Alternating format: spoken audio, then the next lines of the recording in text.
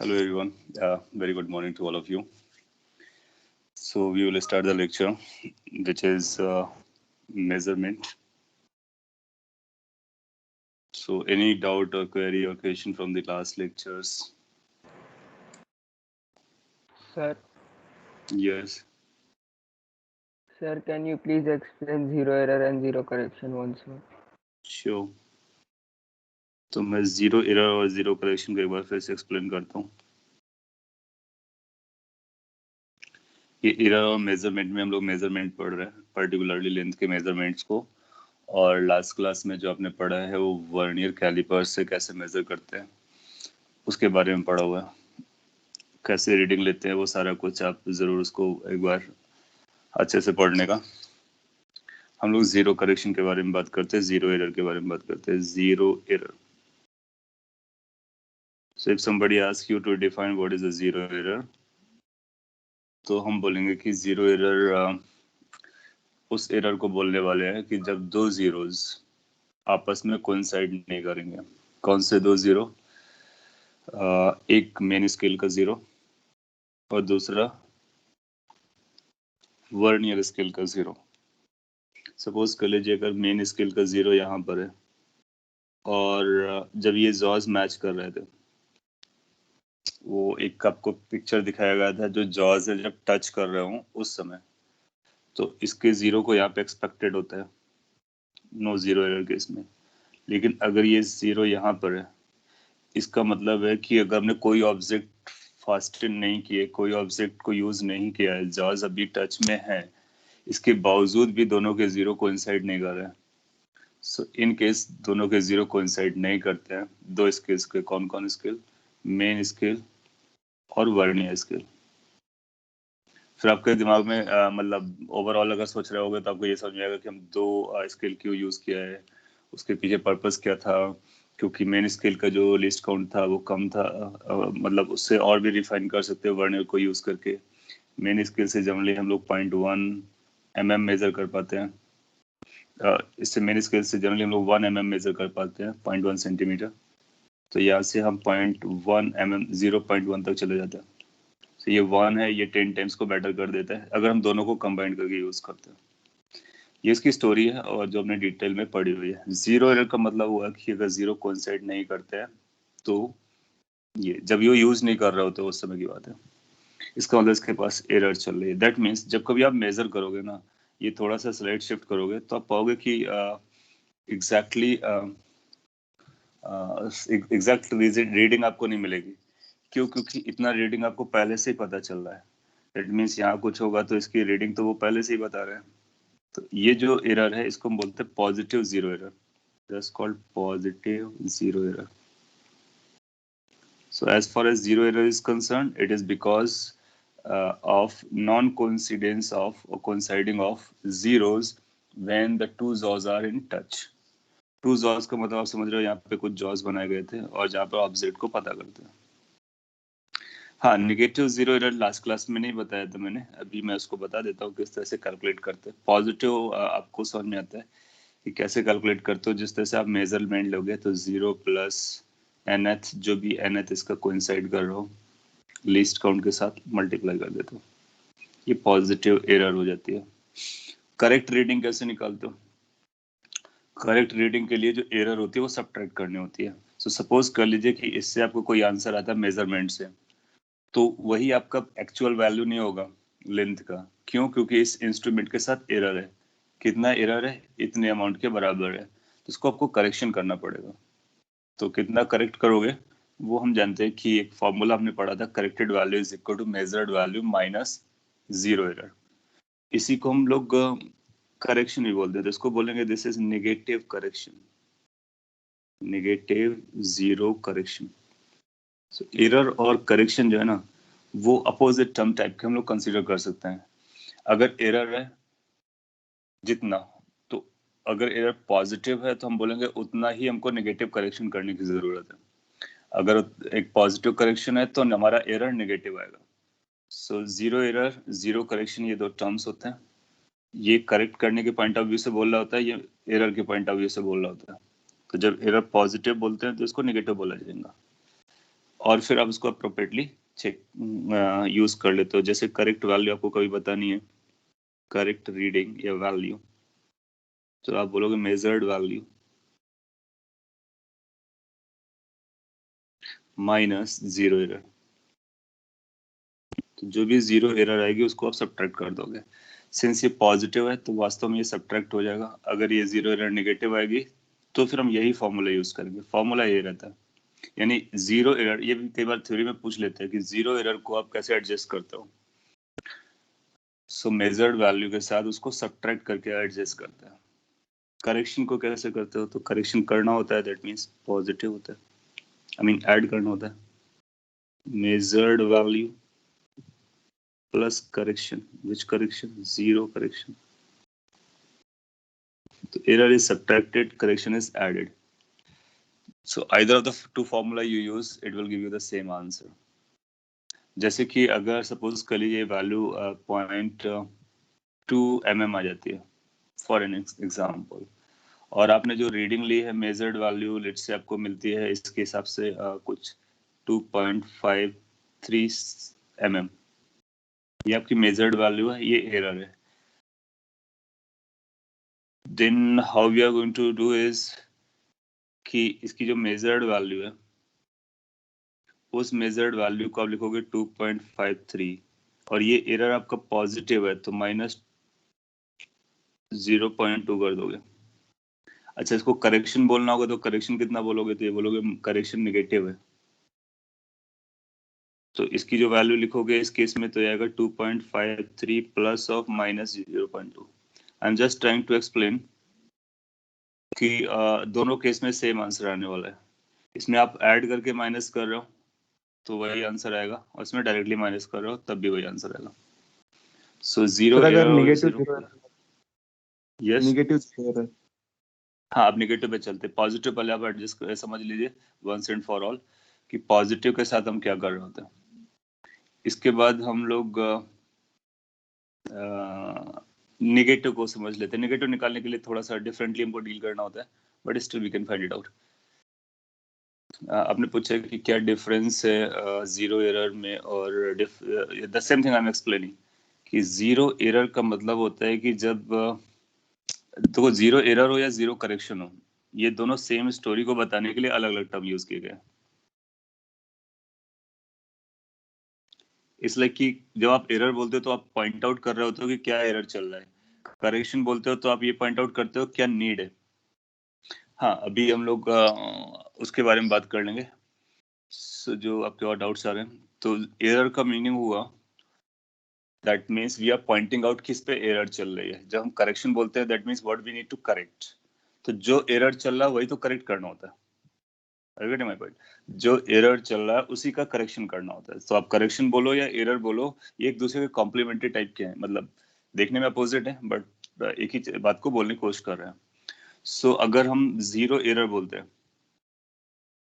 और अगर ये जीरो एरर पॉजिटिव है तो अपने को करेक्शन नेगेटिव बोलने का। क्यों? क्योंकि एरर्स जो होते हैं ना, किसी भी मेजर्ड वैल्यू में हम एरर को हटा देते हैं। आप कॉमन सेंस से देखो, किसी भी एक्सपेरिमेंटल वैल्यू में अगर कोई एरर आ रही है तो हम उस एरर को हटाते हैं, इसलिए माइनस लगाते हैं।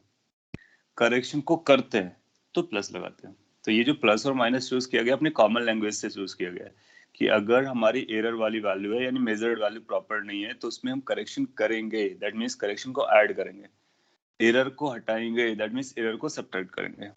इस लॉजिक को या इस कॉमन सेंस कॉमन वर्डिंग को मेंटेन करने के लिए हमने पॉजिटिव और नेगेटिव नाम दिए। और अगर हमने एरर को पॉजिटिव नाम दिया है तो हमको करेक्शन को नेगेटिव देना पड़ेगा क्योंकि दोनों के साइंस अपोजिट चल रहे हैं, isn't it? So positive error किस कंडीशन में बोला जाता है वो मैंने आपको बता रहा।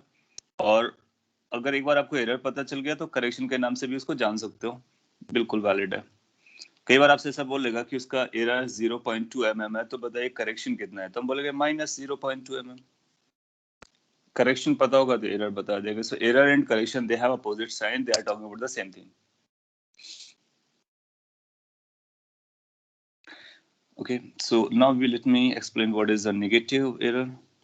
So negative error को देख लीजिए एक मिनट के लिए फिर आगे बढ़ते हैं। मैं क्विकली रीशेयर कर देता हूँ स्क्रीन को।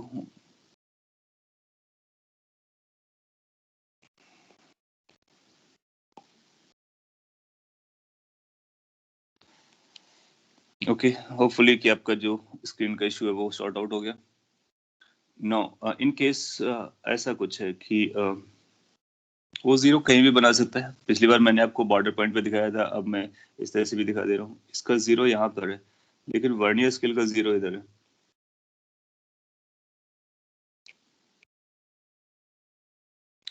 जब वर्नियर स्केल का जीरो इधर होगा तो हम बोलेंगे कि ये निगेटिव एरर है, निगेटिव जीरो एरर है। अच्छा, अगर इसको नेगेटिव जीरो एरर बोला तो क्या इसको हम पॉजिटिव जीरो करेक्शन बोल सकते हैं? इसका तो करेक्शन को हमको करना होगा, एरर्स को सब्ट्रैक्ट करना होगा। Correction is added, errors are subtracted, that's the general rule. So this is how the language is going to be for this. Then after इस पे कैलकुलेशन कैसे करते हैं वो हम लोग लिखते हैं। तो negative zero error,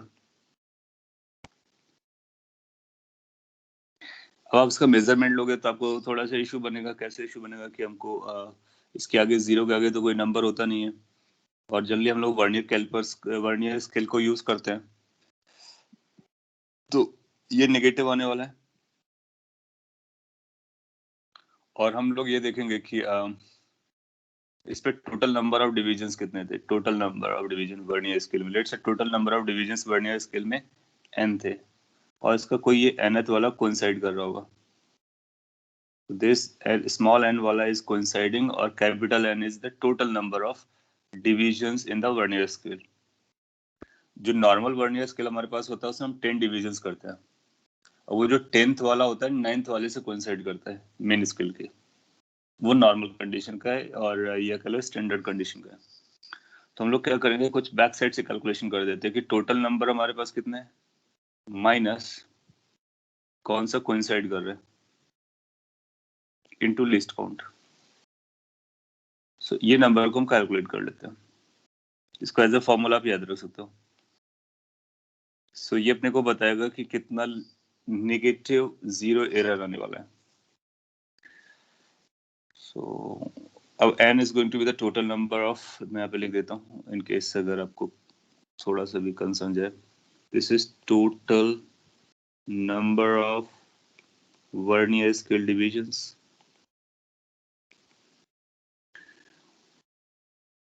and this is coinciding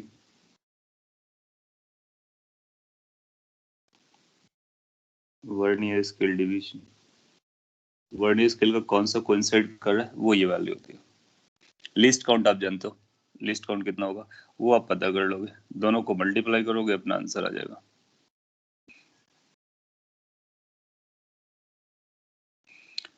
copy कर सकते हो, और अगर आपको ये समझ में आ गया है तो हम लोग आगे भी बढ़ सकते हैं।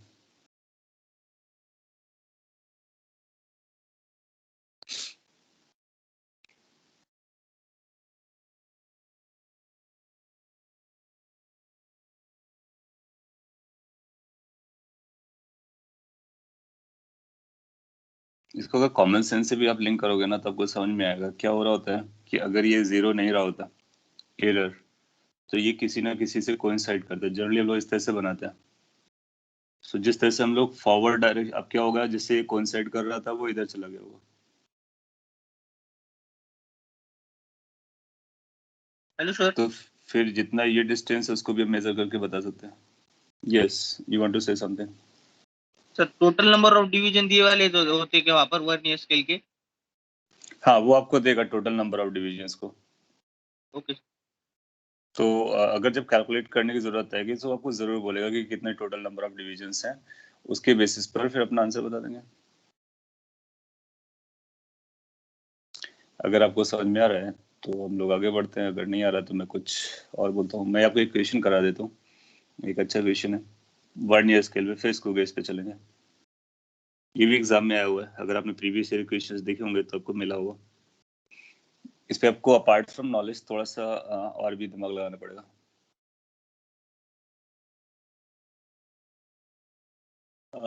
Can we take -1 on main scale? In case you want to design a main scale, अगर आप डिजाइनर हो तो आप -1 को डिजाइन कर सकते हो, क्योंकि -1 और 0 के बीच में वही डिफरेंस रहेगा जो 0 और 1 के बीच में रहता है। लेकिन अगर आपको वर्नियर स्केल दिया गया है तो फिर हम उसको -1, हमारे पास स्कोप ही नहीं है -1 के बारे में। So in case you are a designer or you want to, you can definitely you can use that. Otherwise, आपको जो दिया गया उसके बेसिस पर हम लोग करेंगे, क्योंकि 0 के आगे नंबर होते नहीं है। अगर आप थ्योरेटिकली बात करोगे तो 0 के आगे नंबर होता ही नहीं है, उनको 0 के पीछे जाना होता है। तो हम बैक साइड कैलकुलेशन करते हैं। मैं आपको एक एग्जांपल देता हूँ। अब पावर एग्जाम में बहुत स्ट्रेट फॉरवर्ड देगा, जितना मैंने आपको बताया उसी के बेसिस पे ही रहेगा। आपको 0 एरर होगा तो बोल देगा कि कौन सा 0 है, पॉजिटिव नेगेटिव है। मोस्टली वो 0 एरर की वैल्यू बता देगा। अगर कैलकुलेट करवाएगा तो फिर डायरेक्टली फॉर्मूला बेस्ड रहेगा। आपको बहुत ज्यादा उस पर एफर्ट देने की जरूरत नहीं है, but you need to know कि कौन सा फॉर्मूला कब यूज करना है और उनका मीनिंग क्या है, जो टर्म्स इन्वॉल्व है। मैं एग्जैक्टली वही लैंग्वेज लिखने की कोशिश कर रहा हूँ। सो ये बोलता है कि एक वर्नियर स्केल है। वर्नियर कैलिपर्स इज यूज्ड, और ऐसा लिखा, vernier callipers with no 0 error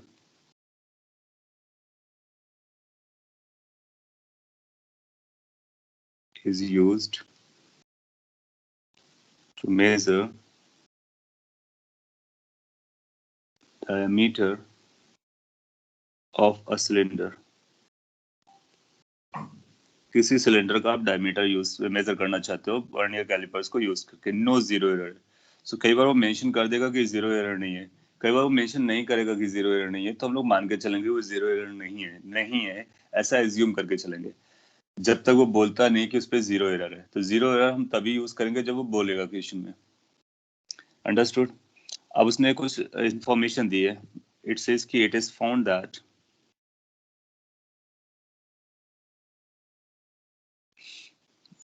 the 0 of vernier scale lies between 5.10 centimeter and 5.15 centimetre. यहाँ से एक और पॉइंट आपको पता चलेगा। This is of the main scale, of course. तो मेन स्केल पर ये इस वैल्यू और इस वैल्यू के बीच में वर्नियर स्केल का 0 लाई करता है। आगे आपको बताते हैं कि the vernier scale has 50 divisions. Total divisions of vernier scale आपको बताया जा रहा है, and which are equivalent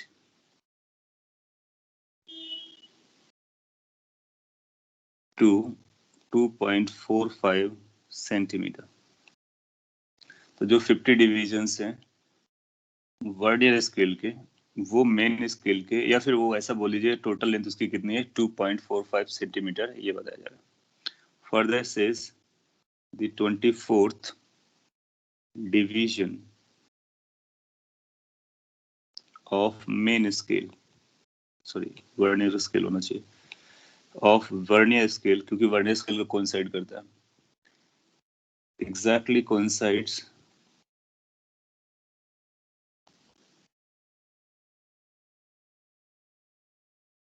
with one of main scale division। किसी मेन स्केल डिवीजन से एग्जैक्टली कोइंसाइड करता है। अपने को बताना है पहला part, least count of vernier callipers, ये पता करते हैं। फिर दूसरे पार्ट में अपने को पता करना है डायमीटर ऑफ सिलेंडर, जो आपको मेजर करना था। Find diameter of cylinder, least count of vernier callipers. तो पहले अपने को वर्नियर कैलिपर्स का लीस्ट काउंट पे वर्क करना है। अब क्वेश्चन को पढ़िए और समझने की कोशिश कीजिए कि कितना लिस्ट काउंट आने वाला है।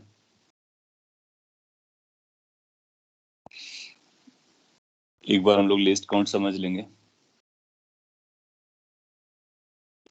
तो फिर हम उसकी रेटिंग बता सकते हैं, क्योंकि उसके बाद तो रेटिंग बताना बहुत आसान है।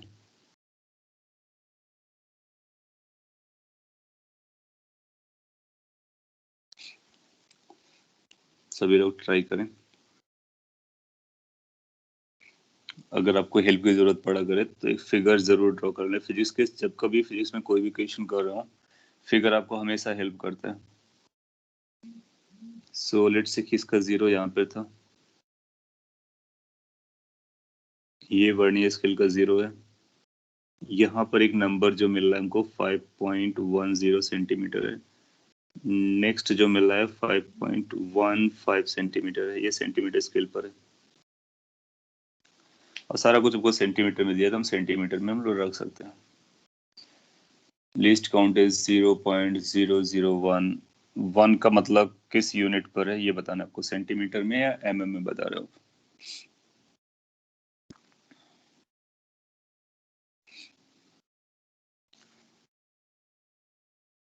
यहाँ पर जो भी वैल्यूज दी गई हैं वो सब सेंटीमीटर में दी जा रही हैं। सो सेंटीमीटर में आप बोल रहे होगे।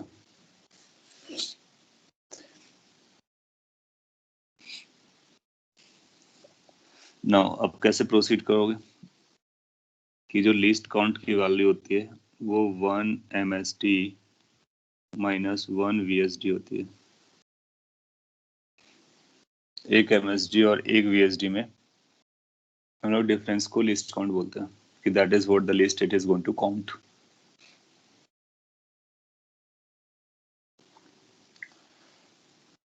इन केस ये अपना लिस्ट काउंट आ जा रहा है तो अपने को एक MSD की वैल्यू पता करनी है, एक VSD की वैल्यू पता करनी है। यहाँ पर दोनों आप कैलकुलेट करोगे, ऐसा ये बोलता है। नो ये मेन स्केल डिविजन्स हैं। आपसे बोलता है कि ये जो जीरो है ना वर्नियर स्केल का, ध्यान से आपको ऑब्जर्व करना है, ये दो नंबर्स के बीच में लाई करता है। इसका मतलब क्या हुआ, इसका मतलब बहुत सिंपल हुआ कि जो मेन स्केल में डिविजन्स बने हुए हैं ना, वो उनके बीच का गैप इतना चल रहा है। ये दोनों कंसेक्यूटिव या सक्सेसिव डिविजन्स हैं, नंबरिंग है। सो एक डिवीजन का जो लेंथ है वो इन दो नंबर्स के बीच में, क्योंकि इसके बीच में कोई और नंबर रहा होता तो उसका नाम लिया गया होता। इसका मतलब जो 1 MSD है वो अपने को पता है वो दिस माइनस दिस है। That means how much, 0.05 centimetre के बराबर है। कोई सिंपल चीज पूछी जा सकती है कि कितना 1 MSD इक्विवेलेंट टू, सब बोलोगे 1 MSD is equivalent to this. अब अपने को पता करना है how much 1 VSD is equivalent to. So 1 VSD का मतलब, अब इसने देखो MSD और VSD में डायरेक्ट लिंक नहीं दिया कि 9th डिवीजन 10th से कोइंसाइड करता है, लैंग्वेज बदल दी है।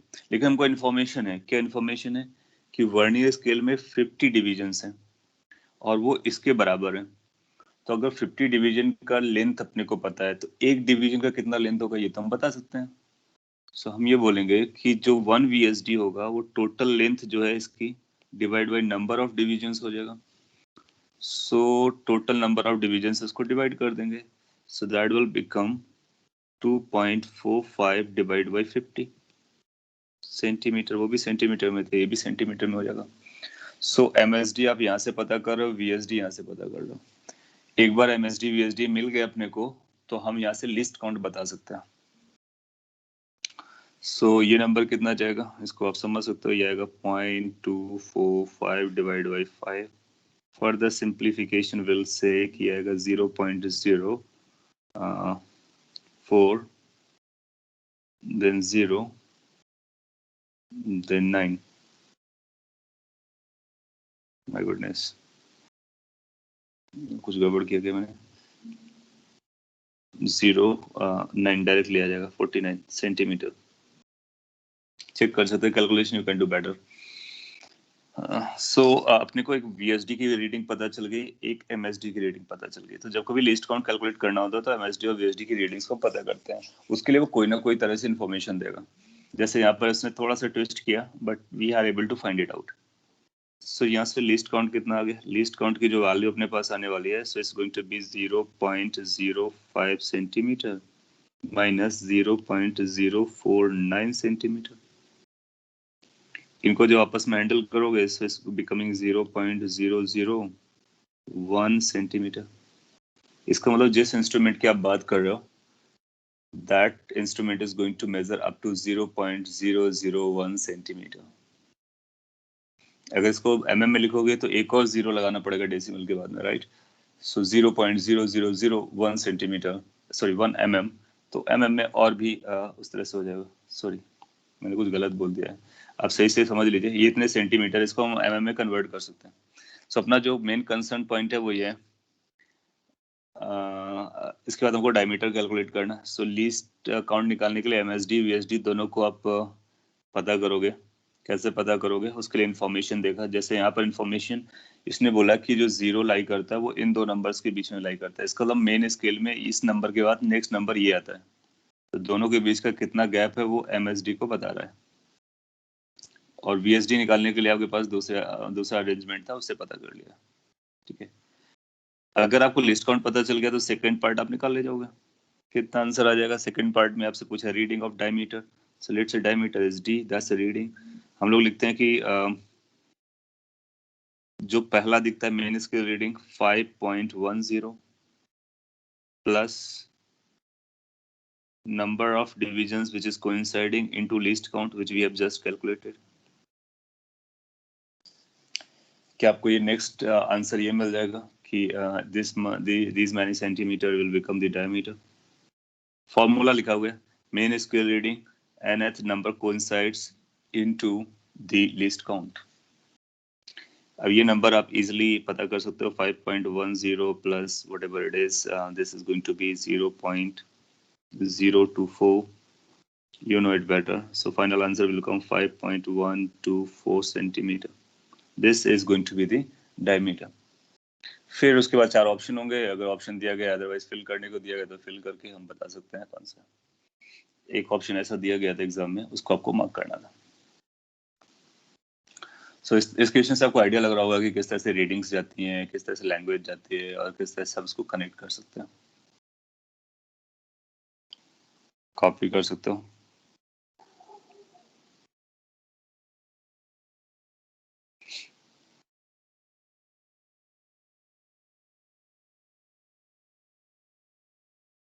और इन केस अगर ये क्लियर हो गया हो तो फिर हम लोग स्क्रू गेज को खत्म पढ़ना चाहेंगे।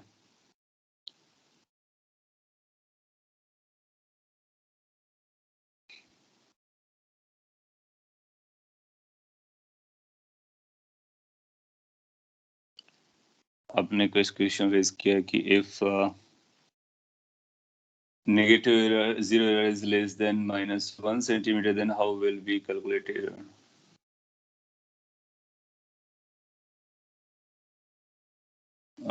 Negative zero error is less than -1 centimeter. Then how we are going to calculate it? So अभी आपको नेगेटिव को कैलकुलेट करने के लिए बताया गया कि इस तरह से नंबर ऑफ डिविजन्स करते हो, लेकिन ये तब होगा जब 1 से इसका जो मैग्नीट्यूड है 1 से छोटा रहेगा। अगर आपको 1 से लेस का मतलब मैं समझ रहा हूँ मैग्नीट्यूड वाइज 1 से छोटा है, आई मीन मैग्नीट्यूड जैसे -1 सेंटीमीटर आपका एरर रहता है, इसका मतलब है कि वो इसका 1 भी क्रॉस होना स्टार्ट कर देगा और समथिंग लाइक दैट। तो उस केस में आप क्या करने वाले हो? पहली बात तो जो एरर्स रहते हैं ना, आप सोचो कि आप कॉमन सेंस से सोचो कि अपने पास जो इंस्ट्रूमेंट होगा अगर वो -1 सेंटीमीटर से ज्यादा एरर लेके चल रहा है तो वो बहुत ही फॉल्टी होगा, उसको हम यूज ही नहीं करेंगे प्रैक्टिकली। अगर आपको थ्योरेटिकली उसका आंसर निकालना है तो ये जो वैल्यू आप निकाल के ला रहे हो ना, उसमें -1 ऐड कर लो। अगर आपको इतना फॉल्टी इंस्ट्रूमेंट दिखाया गया कि उसकी कितनी वैल्यू आने वाली है, सिर्फ बताइए, तो हम -1 के बाद जितना एक्स्ट्रा आएगा वो ये एक्स्ट्रा बताता है, ये एक्स्ट्रा बताता है। और अगर 2 के बाद है तो -2 ऐड कर लो, 3 के बाद है -3 ऐड कर लो। So this is going to be less than the MSD वाला डिवीजन, और उससे ज्यादा जाएगा तो फिगर बना के देगा, अकॉर्डिंगली हम उसको एडजस्ट कर लेंगे। अब यहाँ पर भी देखो तो अल्टीमेटली हम लोग वही कर रहे हैं कि ये इसको कुछ ऐसा लिखा गया -0 प्लस दिस नंबर। तो ये जो 0 था ना, अब उस 0 की जगह 1 यूज कर लो, नेक्स्ट लेवल का पता चल जाएगा। 2 यूज कर लो, अगले नेक्स्ट लेवल का पता चल जाएगा। 3 यूज कर लो। But practically you can not have this one, क्योंकि वन आएगा तो आपको विजिबिलिटी में नजर आ जाएगा, तो उसकी उसकी उसकी बहुत ज्यादा एरर होगी, वो हम एक्सेप्ट नहीं करते हैं प्रैक्टिकल लाइफ में। तो जो जीरो एरर आएंगे मोस्टली ऐसे रहेंगे। ये नेगेटिव के लिए था, पॉजिटिव के लिए भी हम ये जीरो रखेंगे। और इन केस अगर पॉजिटिव एरर आपको ज्यादा रख रही तो नेक्स्ट आप 1 रखोगे, 2 रखोगे, 3 रखोगे, जिस तरह से आप रीडिंग लेते हो।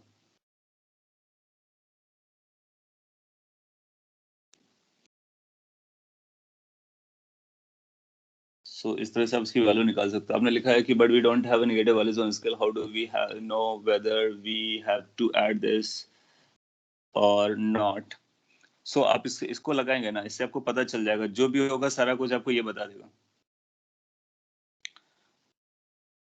गेटिंग माय पॉइंट कि इससे आपको पता चल जाएगा कि कितनी वैल्यूज जाने वाली हैं। why we take 5.1 as MS reading in part B। इसमें हमने 5.1 ओ क्यों लिया, 5.15 क्यों नहीं लिया? क्योंकि आप देखोगे जब कभी हम रीडिंग लेते तो अपना रूल क्या था कि जहां पर ये जीरो आता है उसके बाद जो लेफ्ट साइड में पहला रीडिंग होता है, ये इसको मेन स्केल रीडिंग कहते हैं, मेन स्केल रीडिंग। सो इसलिए जो मेन स्केल रीडिंग होती है वो रखते हैं। आप जानते हो कि ये मेन स्केल रीडिंग लिखते हो आप। फिर nth जो डिवीजन होता है, फिर लीस्ट काउंट होता है। इसलिए अपने को पहला पकड़ना है, दूसरा नहीं पकड़ेंगे, सेकंड पकड़ेंगे फिर रॉन्ग हो जाएगा। सो वर्नियर स्केल का आप जीरो देखते हो और जीरो के लेफ्ट साइड में जो मेन स्केल लाइक कर रहा था, that's called main scale reading.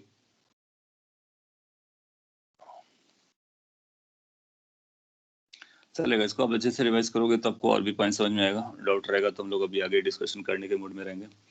अगला इंस्ट्रूमेंट है, उसके बारे में बात कर लेते हैं। That is called screw gauge. मैं एक बार उसको पिक्चर दिखाता हूँ, in case I have taken a picture of it from somewhere, this.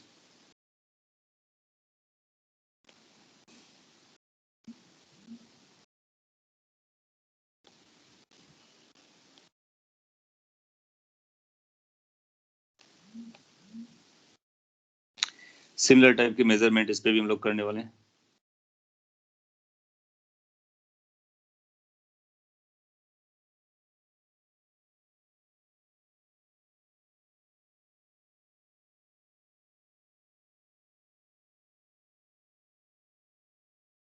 Screw gauge, GAUGE, इसको हम लोग माइक्रोमीटर भी बोलते हैं। माइक्रोमीटर स्केल होता है क्योंकि ये mm में भी मेजर करता है। सो ये जो है वर्नियर कैलिपर से ज्यादा प्रिसाइज है। जैसे वर्नियर कैलिपर्स में नॉर्मली हम 0.1 mm तक जा पाते हैं, तो ये फर्दर 10 टाइम्स चला जाएगा, 0.01 mm तक चला जाएगा। आप समझ रहे हो? और जो आपका नॉर्मल स्केल होता है वो 1 mm तक कर पाता है, तो 1 mm से हम 10 times better screw gauge vernier callipers में जाते हैं। स्क्रू गेज और भी थिन ऑब्जेक्ट को एक्यूरेटली मेजर करने में हेल्प करता है। कैसे फंक्शनिंग कर रहा होता है तो वो अपने को रफ में समझ लेना है और फिर इसका यूज करना स्टार्ट होना है। ये एक पिक्चर है, कॉमन पिक्चर है, आप ऐसा देख सकते हो। इसका अरेंजमेंट ऐसा होता है, मार्केट में मिलता है, परचेज भी कर सकते हो या फिर लाइब्रेरी में आप कभी ना कभी देखने वाले हो। अगेन एक स्केल यूज करके हम उतना प्रिसाइज नहीं मेजर कर पाते, तो अपने को 2 स्केल की जरूरत पड़ती है। यहाँ पर भी हम लोग 2 स्केल यूज करेंगे, 2 स्केल को यूज करके लिस्ट काउंट निकालेंगे, 2 स्केल को यूज करके रीडिंग निकालेंगे। वो 2 स्केल अपने को समझना है। पहले तो इसका अरेंजमेंट, यहाँ पर ये एक फ्रेमवर्क बना होता है। तो ये जो भी ऑब्जेक्ट आपको मेजर करनी है वो यहाँ पे रखनी होगी ए और बी के बीच में। लेट से इसका हमको थिकनेस मेजर करना है, ये जो बना हुआ है ब्लॉक। तो अपने को क्या करना होगा, यहाँ पर एक रोटेटिंग हेड होता है। इस रोटेटिंग हेड को हम रोटेट कराएंगे, जिससे जिससे ये जो स्क्रू है ना वो बाहर निकलेगा। ए फिक्स कंडीशन पे रहता है, ए रिमेन्स फिक्स, उसके साथ स्टड लगा हुआ सपोर्ट के लिए, और ये फिक्स रहता है। बी इसके पास आएगा, बी इसके पास आएगा तो फिर इसको कैच कर लेगा। सो सिंस हम इसको मूव नहीं करा पा रहे हैं इस समय, तो हम अपना ऑब्जेक्ट बड़ा बना लेते हैं। और अगर अपने को ये लेंथ मेजर करनी है तो उस ए और बी के बीच में इसको फास्टन कर देंगे और फिर यहाँ से स्क्रू से इसको टाइट कर देंगे सो दैट कि ए बी फिक्स हो जाएगा, टाइट हो जाएगा। अच्छा, अगर हम ए और बी के बीच की डिस्टेंस मेजर कर सकते हैं, ए और बी के बीच की डिस्टेंस, इन केस अगर हम ये मेजर कर लें, इसका मतलब इसकी हम लेंथ मेजर कर पा रहे हैं। As simple as anything, right? So हम बेसिकली दो पॉइंट्स के बीच की डिस्टेंस मेजर करते हैं, जिसमें एक फिक्स लोकेशन होता है, ये जो फिक्स्ड फ्रेम है पूरा फिक्स्ड है, ये मूव नहीं करेगा। ये बी जो है वो आगे पीछे मूव करेगा। तो अगर इसको रिलीज करना होगा तो इसको स्क्रू को रोटेट कराएंगे, उसके स्क्रू को रोटेट करने से ये बाहर चला जाएगा, ये लूज हो जाएगा, इसको बाहर निकाल लोगे। सो this is how the arrangement is, कि उसको किस तरह से अरेंजमेंट में रखते हो। पहला पॉइंट, ये जो स्क्रू है इस पे थ्रेडिंग होती है और उस थ्रेडिंग की वजह से रोटेट करता है, तो ये इसके अंदर से रोटेट करता है, ये अंदर बाहर चलता है। ये अलग से बनाया गया स्क्रू कैसा होता है देख लो आप। तो ये जो थ्रेडिंग है ये हमारे लिए बहुत इंपॉर्टेंट है, और ये थ्रेडिंग कैसे बनाया गया है उस पर खास ख्याल रखा जाता है। फिर इसके बाद में अरेंजमेंट में क्या है कि ये कुछ नट वगैरह लगा हुआ है, और ये रोटेट करने का अरेंजमेंट है पकड़ने के लिए। दो स्केल है, हम लोग स्केल पर आते हैं। एक स्केल यहाँ पर है, ये 015 करके कुछ लिखा हुआ है, इसको हम बोलेंगे this is our main scale. यहाँ पर रीडिंग होती है, और इसके लिए एक बीच में लाइन होती है जिसको हम बेस लाइन बोलते हैं, जहाँ पर ये स्केल बना होता है। ये रोटेट नहीं करता है, ये हॉरिजॉन्टल रहता है, ये इस तरह से रहेगा। और रोटेट क्या करेगा, रोटेट करेगा ये सर्कुलर वाला पार्ट। जब ये सर्कुलर वाला पार्ट रोटेट करेगा तो इस सर्कुलर में भी इस तरह के हम मार्क कर देते हैं, सर्कल में भी। इसको बोलते हैं circular scale. So we will have two scales, one is going to be main scale, another is going to be circular scale. और इन दो स्केल को यूज करके हम इस ए बी के बीच का डिस्टेंस को एक्यूरेटली मेजर करने की कोशिश करेंगे, much accurate as compared to the scale, simple scale जो मीटर स्केल होता है उसका, even better than the vernier calipers, उससे भी बेटर इसकी हम रीडिंग यहाँ से लेते हैं। सो ये आपके ओवरऑल विजुअलाइजेशन के लिए बहुत जरूरी है।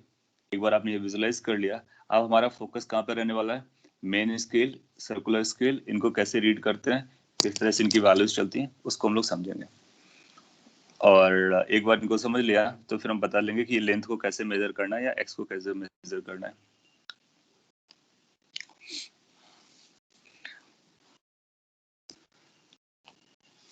विजुअलाइज कर लिया होगा। इसको हम लोग कैसे शो करेंगे इसी में दिखा देते हैं, नेक्स्ट स्लाइड में जाने से अच्छा हम एक ऐसा ड्रॉ करेंगे, ये हमारे लिए मेन स्केल का काम करेगा।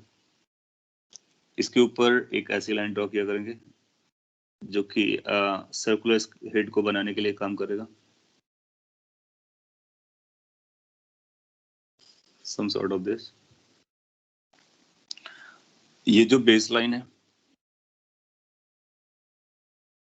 इस पर स्केल्स रहेंगे, स्केल रहेगा कुछ ऐसा होगा कि यहाँ पे 0 है, 5 है, 10 है, जो भी है ऐसा चलेगा मार्किंग। मोर ओवर यहाँ पर भी मार्किंग रहेगी इस तरह से, तो सर्कुलर की मार्किंग रहेगी और मेन की मार्किंग रहेगी। सर्कुलर आप देखोगे कि ये पूरा सर्कल टाइप का होगा, अगर साइड से देखते हो तो आपको सर्कल नजर आएगा, तो उस पर सर्कल पे इस तरह से मार्क्स लगे होंगे चारों तरफ, मतलब ऑल अराउंड। सो उसके भी अपने मार्किंग रहने वाले हैं। इसको हम बोलेंगे this is our main scale, और इसको बोलेंगे this is our circular scale. फिर यहाँ से रीडिंग लेना हम लोग लर्न करेंगे, इस पे भी अपने नंबरिंग होंगे, जैसे हो सकता है कि यहाँ पे 0 हो, 5 हो, 10 हो, 15 हो, 20 हो, 25 हो, इस तरह से इसके भी रीडिंग्स आपको दिखाई जाएंगे। कई बार क्या करेगा वो एग्जाम में आपको ग्राफ, ये पिक्चर दे देगा और बोलेगा बताइए कितना रीडिंग चल रहा है, तो अपने को वो रीडिंग समझना है, कितना एरर चल रहा है वो एरर समझना है, how much least count is उसको भी पता करना है। ये 3-4 पॉइंट्स हमारे लिए इंपॉर्टेंट रहते हैं। सो अगर आपको ओवरऑल विजुअलाइजेशन हो गया हो, स्केल लिखने का आइडिया आ गया होगा, तो हम लोग आगे बढ़ सकते हैं और समझते हैं। नॉर्मली क्या होता है जब आपने कोई ऑब्जेक्ट को फास्टन नहीं किया है, दैट मीन्स ए और बी, जो प्रीवियस एग्जाम फिगर में ए और बी थे वो आपस में टच कर रहे हैं। अगर आपने कोई भी ऑब्जेक्ट यहाँ पे नहीं रखी है, एक्स को 0 रखा है, तो ए और बी आपस में टच करेंगे, बी को ए के पास लेके आओगे, टच करोगे, वो हमारा रेफरेंस कंडीशन होगा। उस केस में परफेक्ट जो इंस्ट्रूमेंट होगा, उस परफेक्ट इंस्ट्रूमेंट में आप पाओगे दोनों जीरोस मैच कर होंगे। दोनों जीरोस का मतलब हुआ मेन हेड का, और या फिर ऐसा बोलो कि मेन स्केल का और सर्कुलर हेड का, सर्कुलर स्केल के दोनों जीरोस मैच कर रहे होंगे।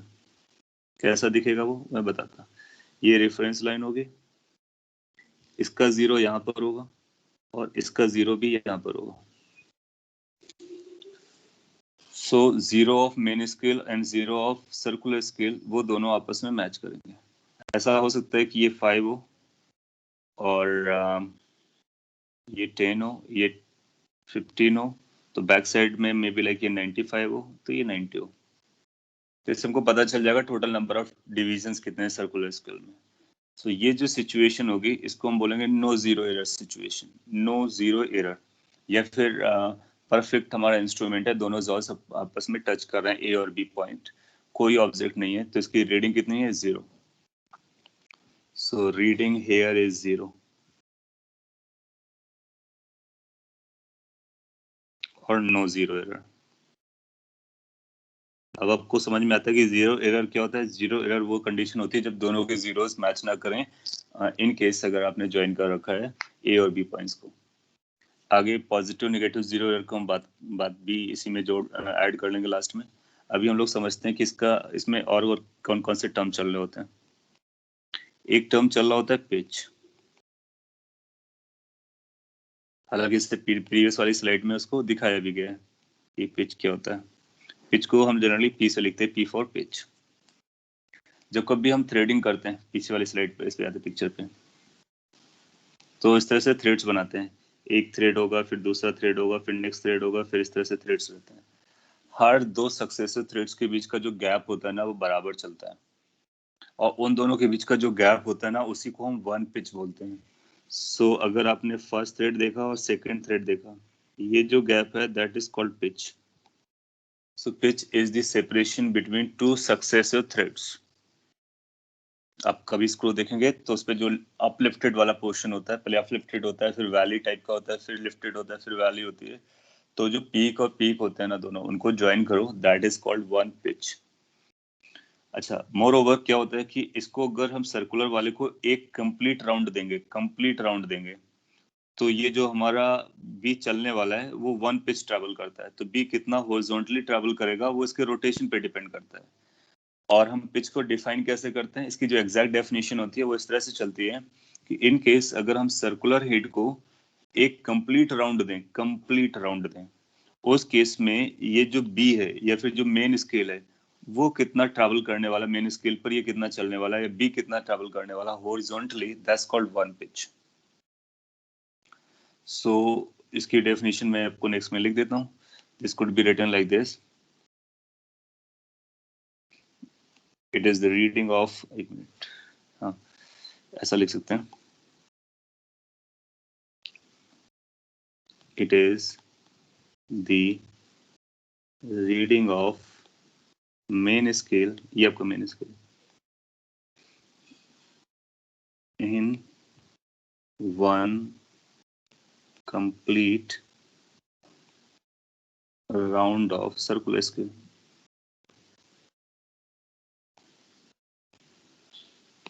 तो सर्कुलर स्केल को अगर कंप्लीट राउंड लगाते हैं, देन यू विल फाइंड कि कितना चलता है, उसको वन पिच कहने वाले हैं। फिर एक दूसरा टर्म हमारे लिए इंपॉर्टेंट रहेगा, लीस्ट काउंट। लीस्ट काउंट क्या होगा? सर्कुलर स्केल में कितने डिविजन्स हैं ये हमारे लिए मैटर करने वाला है। अगर टोटल डिविजन्स अपने को पता है तो एक सर्कुलर स्केल का एक डिवीजन कितना मेजर करता है, that is going to be the least count. It is the reading for one or corresponding to one division of circular scale। Circular scale के वन डिवीजन के करस्पॉन्डिंग मेन स्केल में कितना चलता है, that is the minimum reading, उसी को हम least count कहते हैं। Least count is the reading for one division of circular scale. इसका मतलब आप इसको रोटेट कराओ, इतना रोटेट कराओ कि केवल एक डिवीजन ये रोटेट करे, तो उस पर ये कितना मूव करेगा, that is going to be the least count. अच्छा, अपने को ये पता है कि कंप्लीट राउंड में ये कितना चलता है, एक पिच के बराबर चलता है। तो कंप्लीट राउंड में कितने डिविजन्स होंगे वो अपने को पता होगा, लेट्स से उसमें n नंबर ऑफ डिवीजन है, तो इसको हम 95 लिखा था जिसको हम 100 बोलना चाह रहे थे, अब उसको हम n कर देते हैं, n could be 90 100 और whatever। सो इस पे n number of total divisions हो गए इससे। अगर इसमें total number of divisions n हो गए तो हम बोलेंगे कि जो लीस्ट काउंट है उसके लिए एक फॉर्मूला आ गया। So you can remember this formula, least count is equal to pitch divide by total number of circular divisions.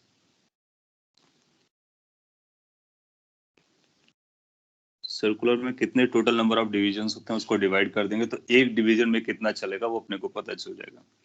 Again totally common sense है, अरिथमेटिक हम लोग यूज कर रहे हैं। पिच को पी लिख सकते हो, इसको कैपिटल एन लिख सकते हो।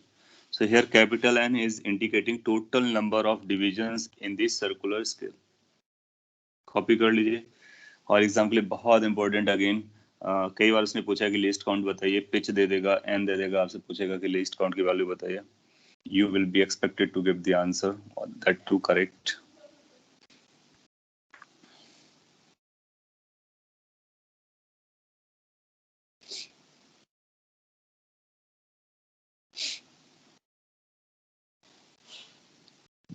मैं कोई पार्ट री एक्सप्लेन करना हो तो मैं बोल सकता हूँ फिर से। Do both scales have same unit?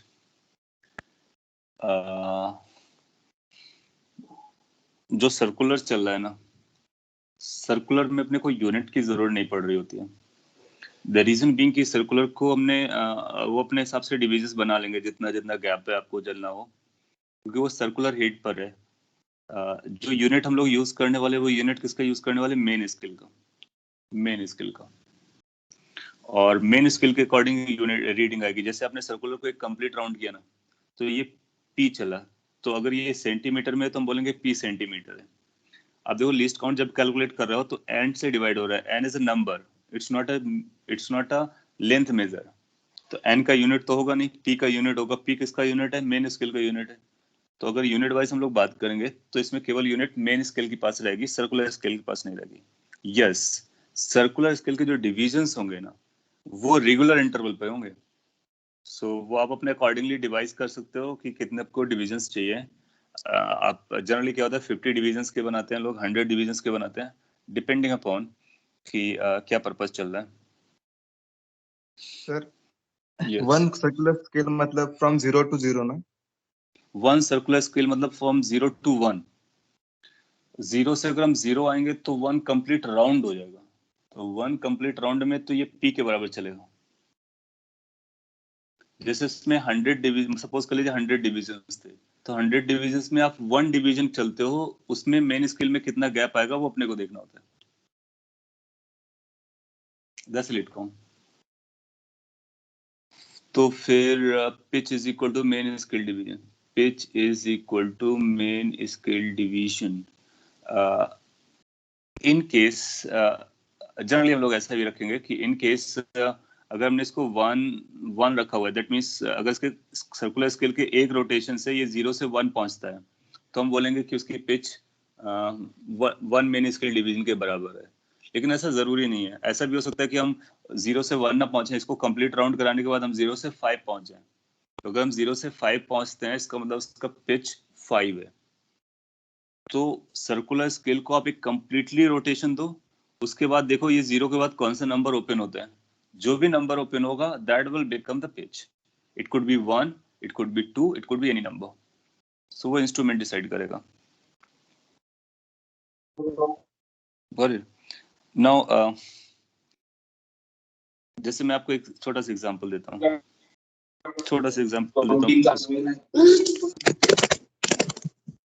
फिर आपको कोई क्वेश्चन होगा तो आप जरूर पूछ सकते हो। लेट्स से कि अगर आपको ऐसा बोला जाता है, if the main scale in a screw gauge, मैं शॉर्ट में लिख रहा हूँ, आप डिटेल में लिख सकते हो।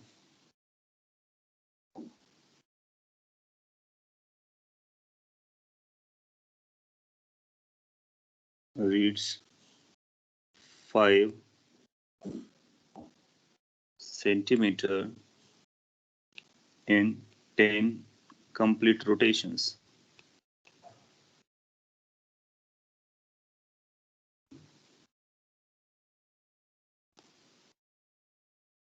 And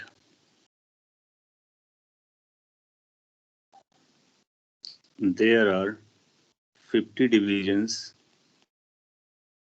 in circular head. कई बार इसको सर्कुलर हेड भी बोल दिया जाता है. Then find पहला part pitch of the screw gauge. तो अपने को पहले पार्ट में ये पता करना है कि उस स्क्रू गेज की पिच क्या होगी जो 10 कंप्लीट रोटेशंस में 5 सेंटीमीटर रीड करता है, और total number of division circular head के आपको 50 दिए गए. इसके बाद आपको दूसरा पार्ट भी पता करना है. अगर पहला आप पता कर लेते हैं, second part is going to be least count.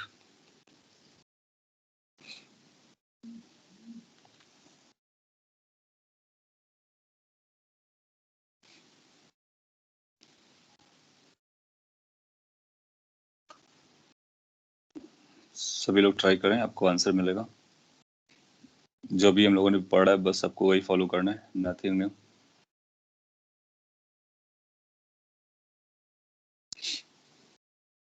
List count भी आप बता पा रहे हो और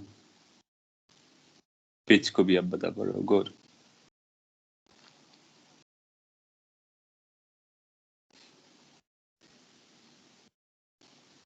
.01 centimetre and 0.5 centimetre.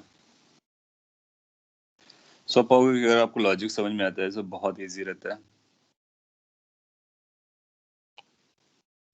So solve कैसे करेंगे चेक करते हैं. ए पार्ट को पता करना है, pitch. What is the pitch? Pitch is the main scale reading in one complete rotation. So that is main scale reading a movement in one complete rotation. किसका one complete rotation? Of circular head. So circular scale को अगर completely rotate करते हो तो कितना main scale पे जाता है? That's called pitch. So 10 complete rotation में आपको 5 सेंटीमीटर चलता है अगर मिलता है, तो 1 complete rotation में कितना मिलेगा? तो 5/10 हो जाएगा, 5/10 centimetre. So 0.5 centimeter is going to be the value of pitch for this case. Then go for the least count. How the least count is defined? Least count is for one division of the rotation और ये circular scale का rotation. आप देखोगे जब वो 50 division rotate करता है तो इतना चलता है. तो एक डिवीजन रोटेट करेगा तो कितना चलेगा? Basically pitch divide by total number of divisions. So pitch is 0.5 or this is 50. So you'll find it's going to be 0.01 centimeter. So that will become its least count and that will become its pitch. So अगर आपको कभी reading लेनी है ना screw gauge से, तो अपने को क्या करने की जरूरत है? लीस्ट काउंट की जरूरत है और पिच की जरूरत है. तो एग्जाम में वो पिच भी पूछता है, लीस्ट काउंट भी पूछता है और रीडिंग कैसे लिया जाता है उसके बारे में भी पूछता है. सपोज कर लीजिए आपको अगर कभी रीडिंग लेनी है तो हम लोग इन्हीं दो क्वांटिटीज को यूज करेंगे, पिच को और लीस्ट काउंट को. किस तरह से रीड करेगा वो मैं नेक्स्ट स्लाइड पे बता देता हूँ. आप लोगों के आंसर बिल्कुल परफेक्ट जा रहे हैं, इसलिए हम लोग आगे बढ़ सकते हैं. सो वी कैन राइट की reading of screw gauge. How to read the screw gauge. वो पिक्चर भी बना सकता है और आपको लैंग्वेज वाइज भी दे सकता है. तो अगर ऐसा पिक्चर बनाता है सो यहाँ पर एक रेफरेंस लाइन ड्रॉ करेगा और यहाँ पर कहीं बनाएगा इस तरह से सर्कुलर हेड को. यहाँ पर मार्किंग्स होंगे. अपने को ये देखना कि ये कौन सा कोइंसाइड कर रहा है. ये वाला नंबर सर्कुलर वाला, लेट से ये एन कोइंसाइड करता है, स्मॉल एन वाला, इसका नाम स्मॉल एन है. और अपने को देखना है ये बाहर कौन सा नंबर है मेन स्केल का. तो बाहर जो मेन स्केल का आएगा, जो अपने को दिख रहा होगा वो, और ये जो सर्कुलर का दिख रहा होगा वो, दोनों को यूज करेंगे. लेट्स से यहाँ से 0 था, इसको कोई नाम दे सकते हैं. लेट्स से कि इसका जो नाम है वो हम x0 दे देते हैं. कुछ और भी आप नाम दे सकते हो. सो अगर ये x0 आपको मेन स्केल में दिख रहा है तो हम बोलेंगे मेन स्केल की रीडिंग हमारी कितनी है? x0. सर्कुलर स्केल की रीडिंग कितनी है n, तो दोनों की रीडिंग हम रेफरेंस लाइन, जो रेफरेंस लाइन होती है ना उसके अकॉर्डिंग मेजर करते हैं। तो एक बार दोनों की रीडिंग हो गई तो इसकी रीडिंग क्या आ जाएगी, तो this reading is going to be equal to, आप x नॉट को तो पहले लिखेंगे plus n into least count बोल सकते हैं। जनरली क्या रहेगा कि x नॉट हमारा पिच से निकल के आता है, यस तो चलेगा, तो इसको x naught plus n into least count बोल देंगे। तो इसका जो पिच होगा वो हर डिवीजन के अकॉर्डिंग होगा, तो हम इस तरह से इसको दे सकते हैं। कई बार इसको ऐसा बोलता है, उससे भी अनदर वे ऑफ रीडिंग वो ही बता देता हूँ। अगर ऐसा बोलता है language wise, if circular scale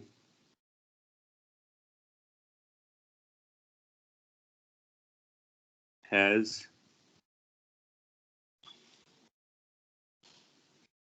m complete, ये m और n जो नंबर मैं यूज कर रहा हूँ रैंडमली यूज कर रहा हूँ, कोई और नाम होगा तब भी चलेगा, m complete rounds and then nth division of circular head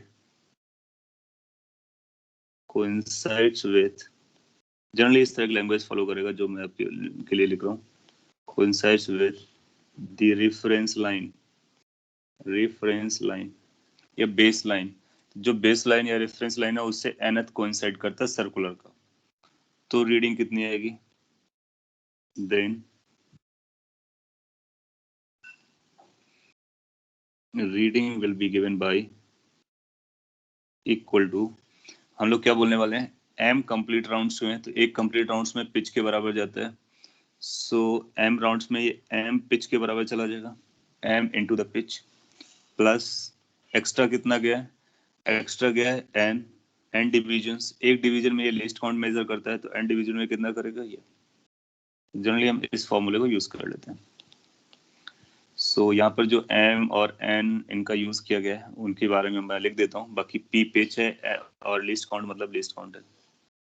this is m जो कि यहाँ पे लिखा गया है कंप्लीट राउंड्स, और n nth डिवीजन जो मैच कर रहा है, कॉपी कर लीजिए। और अगर आपको ये समझ में आ जा रहा है तो हम स्क्रू गेज की रीडिंग लिख सकते हैं। और एक बार स्क्रू गेज की आपको रीडिंग आ गई, मोस्टली इक्वेशन ऐसे ही पूछता है, आपको फिगर देगा, प्रीवियस इक्वेशन आप उठा करके देखो, आप जरूर सॉल्व कर लोगे। वो ऐसा पिक्चर बनाएगा, यहाँ से रीड करना है, यहाँ से रीड करना है, या लैंग्वेज देगा इस तरह की, इधर वे आपको दिया जाए आप उससे उसकी रीडिंग बता दोगे। किस यूनिट पे होगा, उसी यूनिट पे होगा जिसमें मेन स्केल दिया जाएगा, क्योंकि सर्कुलर स्केल के पास डिविजन्स होते हैं, उसमें हम लोग यूनिट वाइज नहीं लिखते हैं नॉर्मली, तो ये हो जाएगा। इसके बाद माइनर से पॉइंट बचे हुए हैं कि अगर इनिशियली 0 से 0 कोइंसाइड जो करके दिखाया गया था यहाँ पर, अगर ये कोइंसाइड नहीं करता है तो या तो 0 इसका नीचे आएगा या इसका 0 ऊपर चला जाएगा। जब ए और बी मैच कर रहे होंगे तो उस अकॉर्डिंगली पॉजिटिव एरर और नेगेटिव एरर आएगा। अगेन एरर हम लोग कैलकुलेट करेंगे, फिर करेक्टेड वैल्यू के लिए मेजर्ड वैल्यू माइनस एरर कर देंगे, और करेक्टेड वैल्यू के लिए मेजर्ड वैल्यू प्लस करेक्शन कर देंगे, जीरो करेक्शन। उनके भी साइंस आएंगे, उन साइंस को हम लोग पता कर लेंगे। What is x in the first formula, इस पे जो फर्स्ट फॉर्मूला दिया गया है उस पे x is the main scale reading. जब आप देख रहे होगे तो आपको जो मेन स्केल रीडिंग नजर आएगी ना, ये वाली रीडिंग, वो आपको दिखना ही दिखना है। आप देखोगे कि इसकी रीडिंग क्या आ रही होगी, पहले 0 0 मैच किया होगा तो इतना तो आपको दिख रहा है, वो जो एक्स्ट्रा ट्रैवल किया है ना, वो एक्स्ट्रा ट्रैवल आपको पता करना था। So x naught plus something, that something is going to be n into the least count. n की जगह 0 आएगा, इसका मतलब है कि वो केवल x नॉट आ रहा है, तो जब x नॉट आया होगा उसके ऊपर 0 आया होगा, जैसे ही आगे बढ़ा होगा तो n आया होगा, अगला जो x नॉट प्लस 1 आएगा उसमें फिर से 0 आ जाएगा।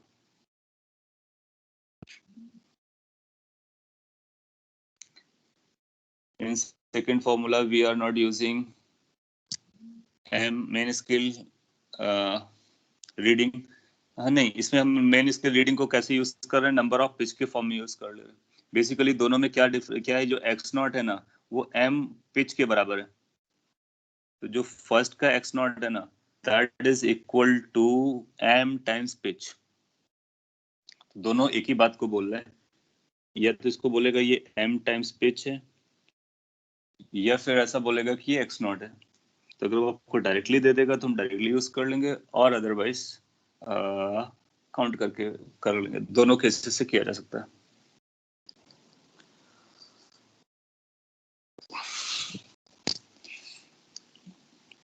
ना पिच कैसे कैलकुलेट करना है एक बार फिर से आप देख सकते हो। एक कंप्लीट राउंड में कितना मेन स्केल की रीडिंग आती है, लीस्ट काउंट कितना होता है, pitch bye total number of divisions of circular head होता है। और एक बार पिच आपको पता चला, लिस्ट काउंट पता चला, एम और एन के बारे में वो जरूर बताएगा, आप अपना आंसर दे जाओगे। चलेगा, आज हम लोग यहाँ तक ही रखते हैं। इसके आगे हम लोग एक लेक्चर और लेंगे इस पर, जब भी इसका शेड्यूल्ड होगा, एक प्रोबेबली कल होगा, तो हम लोग एक लेक्चर में इस चैप्टर को कम्प्लीटली वाइंड अप कर देंगे। कुछ और क्वेश्चंस कर लेंगे, आपके जो माइनर डाउट्स बचे होंगे, मेजरमेंट्स, एरर्स, यूनिट्स, डायमेंशन, सबको टैकल करके, एंड देन हम लोग वेक्टर पे मूव करेंगे।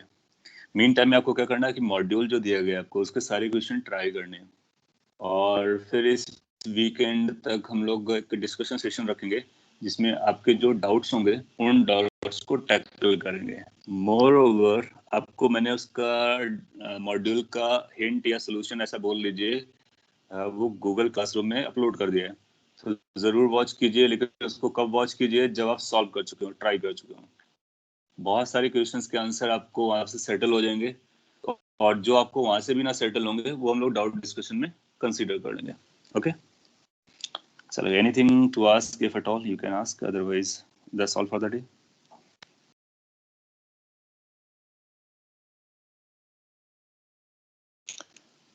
ओके, सो आप लोग थोड़ा सा हार्ड वर्क करना स्टार्ट कर दीजिए। Now we are on the fast track, और वेक्टर स्टार्ट होगा तो मैथमेटिक्स आएगी, आपका इंटरेस्ट बढ़ेगा, कैलकुलेशंस आएंगी, और नए नए टर्म्स भी आप लर्न करने वाले हो।